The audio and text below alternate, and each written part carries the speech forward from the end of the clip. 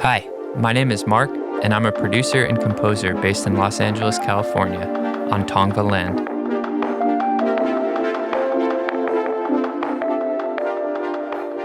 Today, I'll be crafting a new track. Before I start my piece of music, I want to think about what mood I want to create and what feeling I want to convey.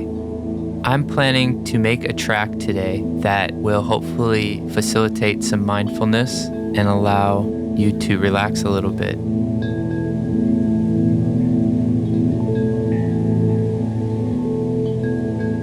To start this process, I'm going to first go to piano, where I feel most connected and most grounded.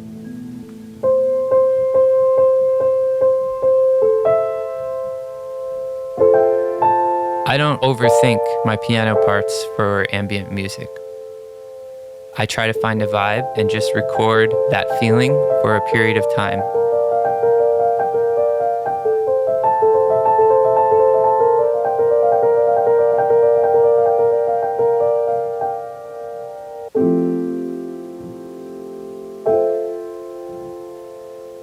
After I find some ideas that I like on piano, I will take the recordings and manipulate them with cassette tapes. Integrating cassette tapes brings a more organic feel to the recording process. I will cut with scissors a cassette tape and tape it together to make a short loop. I find, especially with meditative music, repetition is key, and it's inherent to a tape loop that it will repeat.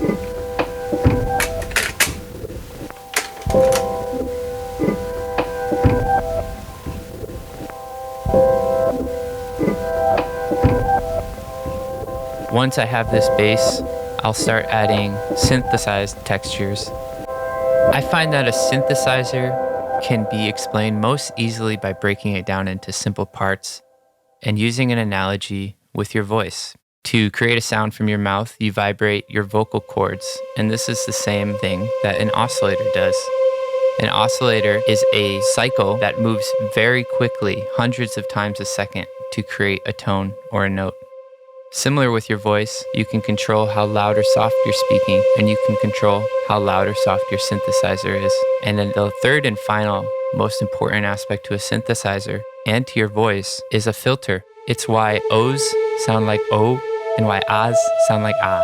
Your mouth is a filter. And so between an oscillator, an amplitude amount, and a filter, you have your basic synthesizer building blocks.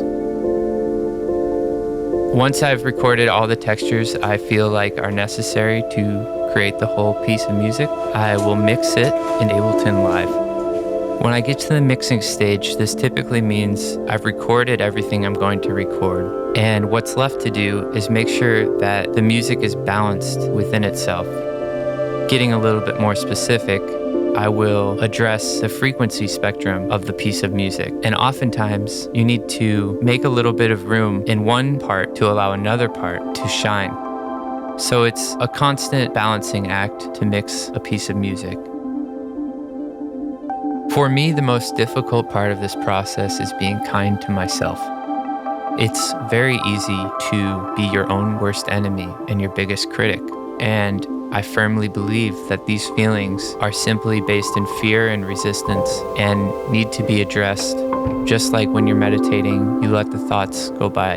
When you're making music, you just need to let those thoughts go by. If I start judging a track before it's done or second guessing my ideas, it can be a very slippery slope for me. So the most difficult part is remaining present and kind to myself through the process. I believe that when you allow yourself experimentation free from judgment, you will find some of the most magical revelations that you otherwise might not find. And that's all there is to it. Thank you so much for listening. My name is Mark Hadley, and I release original music as Hark Madly, which you can find anywhere on the internet.